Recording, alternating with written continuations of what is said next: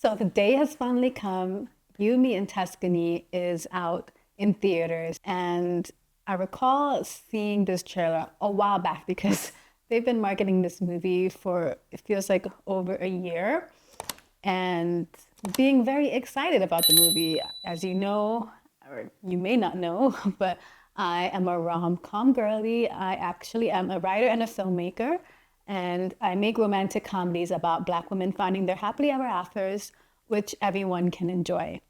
And so, obviously, I was very excited to learn that this new movie starring Halle Bailey and Reggae, I think is how you pronounce his name. He's from Bridgerton. That they were putting out this movie and it was being produced by Will Packer. And I was very, very excited to see it. It was coming out in theaters and you never see that anymore, right? Rom-coms always seem to go straight to the streaming channels. And this was different though. This was going to be released in theaters and the trailer looked really fun. It had a great song accompanying it, Janet Jackson's Escapade. So it felt very fun and flirty and like a good time. And the colors were very vibrant and they're showing all these sweeping landscapes of Italy. And I was there for it. But if I'm honest, there was one part of the trailer that didn't sit right with me, that I didn't appreciate, I didn't like. I thought it was unnecessary and I thought that it was a bit cringe. And I haven't seen anyone else talk about it. And I don't want to be like crapping on a movie. Obviously, I haven't seen it. It just came out today. But I have read a lot of reviews. And actually, it was a comment about this thing that I'm about to talk to you guys about that made me decide to do a full video on it because it's just more than just this film. It's like goes beyond You, Me, and Tuscany, but it was a device that was used in the film and it was front and center in the trailer and I didn't think it was called for. And so I wanted to discuss it with you guys today. So one of my favorite movies is actually something new. It's like from way back. And it stars Sanaa Lathan and Simon Baker. And oh, the chemistry was really great in that movie. The dialogue felt very real. It portrayed a Black woman who was doing her thing. You know, she was at the top of her corporation and going for partner, and she was a little bit buttoned up, but she was unfortunate in the love department.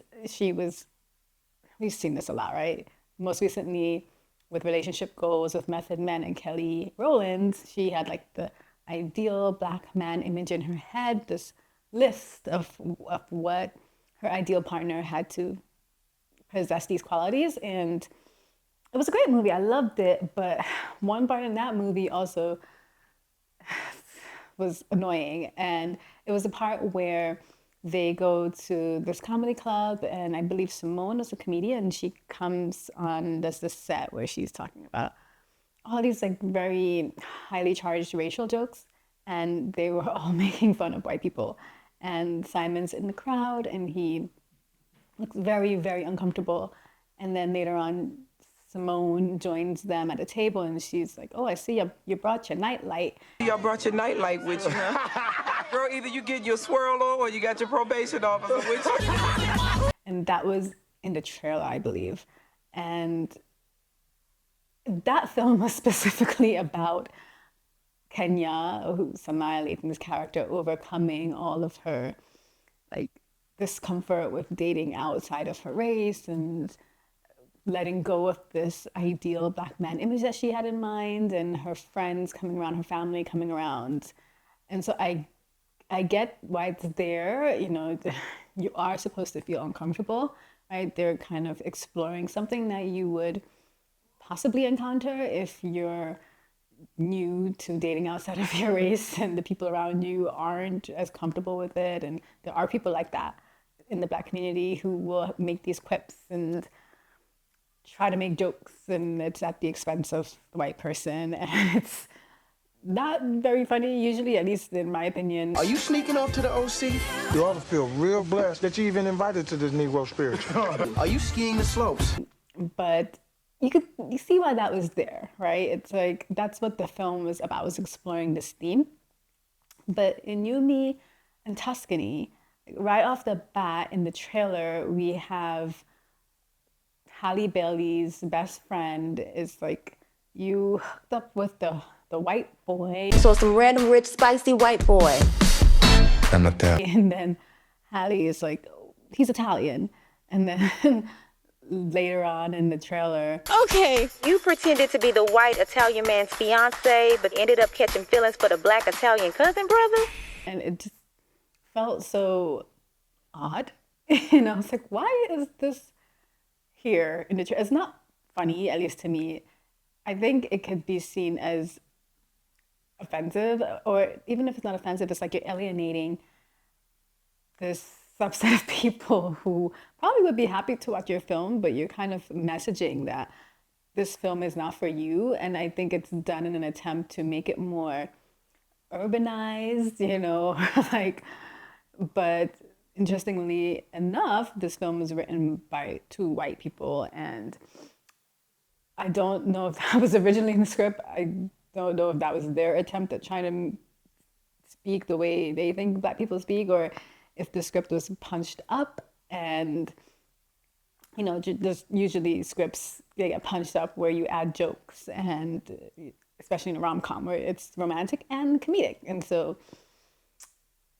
it just didn't feel like it should be there. Like, we're in 2026 and people are still making or using racial jokes to, I don't know, draw an audience or say that we're speaking to other black people. And it's like in bad taste. And the film, You, Me, and Tuscany, doesn't seemingly at all seems to be about race. Like, it's not really this character, Halle, she is going to Italy to fulfill some type of goal that she had, and she's giving her mother, I mean, I don't know if this is a spoiler, but like, this is just a plot, and she goes there, and then she ends up staying at this Italian man's villa who she had met at like a hotel bar, and he disclosed that he had this villa sitting there.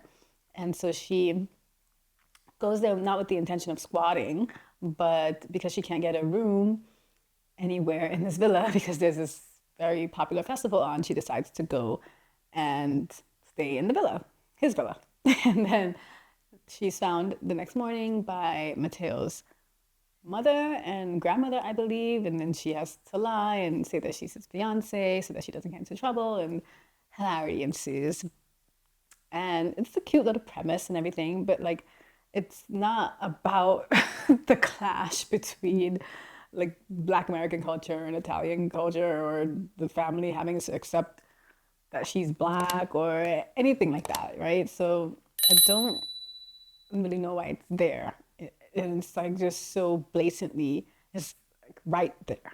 As soon as you start the trailer, you have the best friend speaking like that. And as you may or may not know, I want to make films that showcase a different side of Black women. It's like so many times we see this stereotypical portrayal of a Black woman, and I hate that, right? Like, not everyone, sure, there are people like that, but there's like an overrepresentation of these type of people on our screens, and it's like they think we can't, it's like ignorant, like we're not all ignorant and unaccepting. So why can't we see something different every now and then? Why?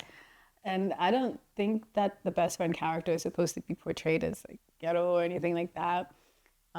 So it's like just their attempt, I think, to sprinkle in the script, sprinkle what they deem as character traits that I guess would appeal more to Black people. I don't really know what they were thinking when they did this, or they made this choice to put that in the script, even in the script, and put it up front and center in the trailer. And when I saw this comment pointing this out, and I agreed with it. It was my first time seeing that on anyone else saying it, and thought, yeah, like I did notice that, and it made me feel uncomfortable, and it made me feel like a little bit of an eye roll moment. And it's not to say that I won't watch this film because of that. Like, please do not take this video as me just being negative or something like that. I fully intend to support this film. I actually really like Halle Bailey. I think that she has this sweet innocence about her. I'm supporting her more so. I'm not really familiar with reggae. That's how Halle was pronouncing his name, so I suppose that's how you pronounce it. I'm not familiar with Bridgerton. I've never seen him in anything, and he doesn't really do it for me. So, like, I wouldn't watch that film for him. I'd just be watching it to support Halle. And actually, that's apparently a lot of Black women. They go to films to support like the female leads, whereas rom-coms. Whereas I saw this stat, who knows if it's true, I probably should have researched it, but that other women or white women, when they go to see romantic comedies, they're going because they want to like lust after the male lead, like put themselves in the main character's position. What do they call that on the fan page? It's like your name here or something like that. Your name. You just put yourself in the place of the character, and that's the draw to them. So I am one of, I guess, the many people who go to these films to support the female lead. And obviously, like, I make films about Black women finding their happily ever after. So I would be hypocritical to not go and support another film like this. And it doesn't look bad. Like, I have to say, I wouldn't go watch a film just because there's another Black woman in it and because it's a rom-com. Like, it has to also look good, right? And like the story has to be somewhat interesting. I did see that there was some discourse about this on Twitter, where there was a writer saying that her film is apparently like being held back because execs are waiting to see how Yumi and Tuscany does at the box office, and how this film has nothing to do with her, can decide her whole fate. And don't really think that it's true. I think it's just like a marketing ploy. She saw this movie was coming out and she saw a chance to like jump on, in the conversation. And like, not to say that it didn't happen, but like, it felt like a marketing play. And then we also came to find out that the writers on this film, the DOP, who's a woman, I mean, like, we're making our great strides there because you hardly ever see a female DOP. But the writers were both white and the DOP was white. And Will Packard is obviously 100% Black, I think. But, it's not like it's a Black story. And I don't care. Like, I don't want to watch Black stories. I just want to watch a good romantic comedy. So, yes, I would say to go and to watch the film. The few reviews that I've actually read and watched online, I mean, some people are not feeling it, but a lot of people are saying it's fun. It's joyful, as they've been touting on the press tour. It's not like toxic. It's not doom and gloom. It's a little bit more like lighthearted, and there's obviously a happy ending, and there's a lot of hijinks and fun, and like nothing depressing. Right? There's enough of depression in this world, of things to be depressed about. When you go to get entertained or be entertained, you don't want to, at least I don't want to feel like worse than when I entered the movie. So I would say that you should still go and see it. And this is not me knocking the actors or anything like that. I like Halle and I support her. And I want to see her get better roles and grow as an actress. And I want more stories to feature more Black artists and new artists. I mean, Halle and her sister have been in the industry for a minute now, right? Like, they are represented by Beyonce. So, like, they're not really outsiders, I would say, but they kind of still feel a bit like outsiders. Like, they're not these jaded celebrities who are completely out of touch. Like, when you see Halle, she seems very authentic and genuine. I think that's her jaw. She seems very innocent.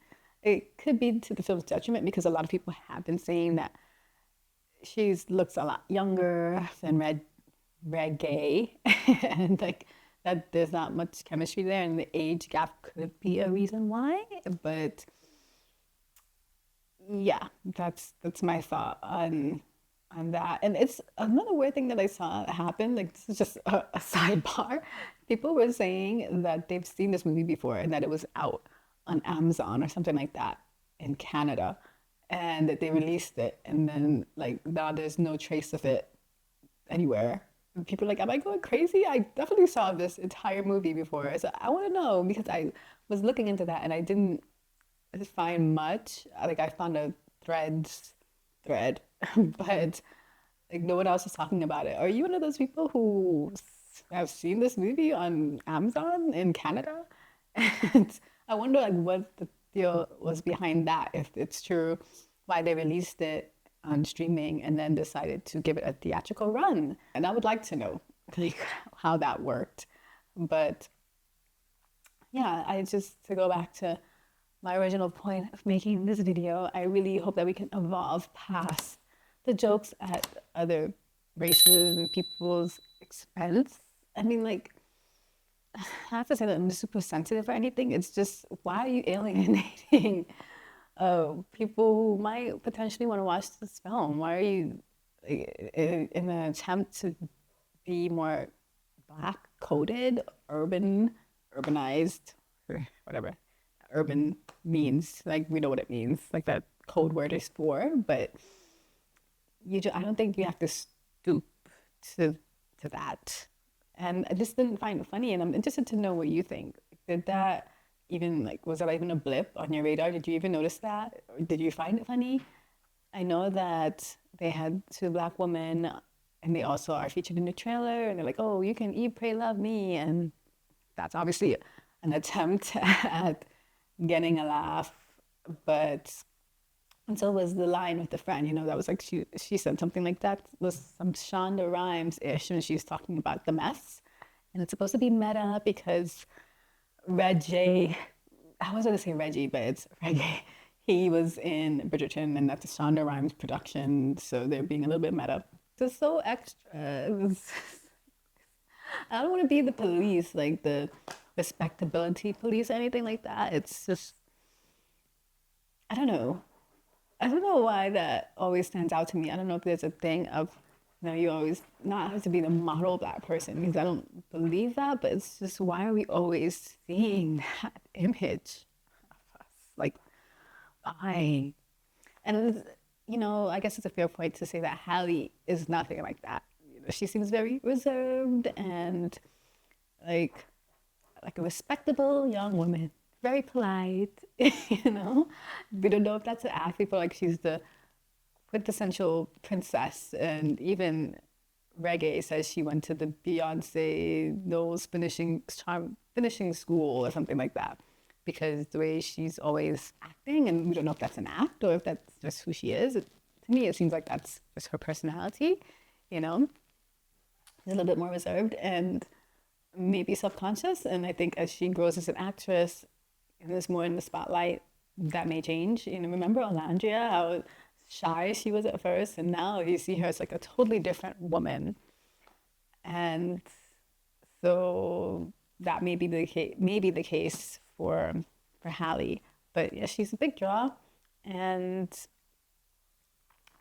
I'm not going to see it this weekend, unfortunately, because it's not playing in the theater that we go to. We're actually going to go see the drama, and I would have liked to see Me in Tuscany this weekend, but whenever it arrives at the theater that we're going to, I will go see it. I'm a little bit wary of the drama. Like, it's not a rom-com, I know that.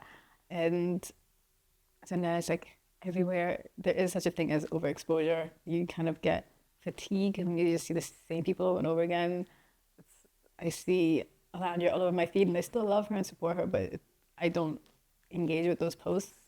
And it feels a little bit like that for Zendaya for me. She's just literally everywhere. And I'm like, is there anybody else in Hollywood? Any other black girls working in Hollywood that can get some shine and some money? I digress. I have to go back to my original point.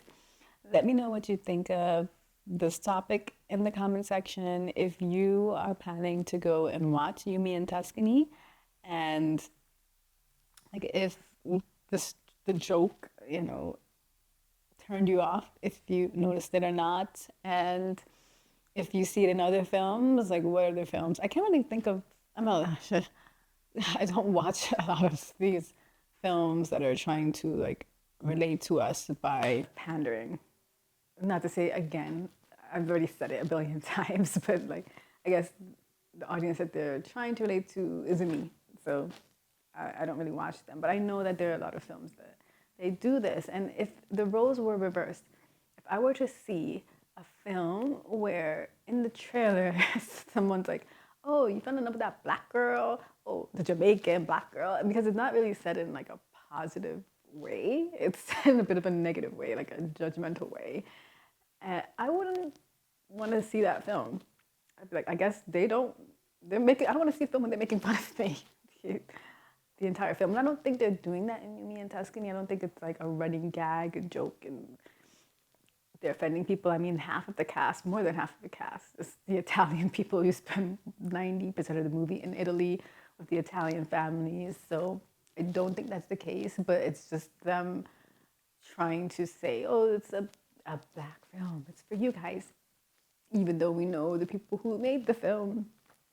And it just it's a regular story, which I'm all for, and it has two black leads, But they have been touting it in the press run as this, like, black love, black joy, that's the messaging, that's the marketing.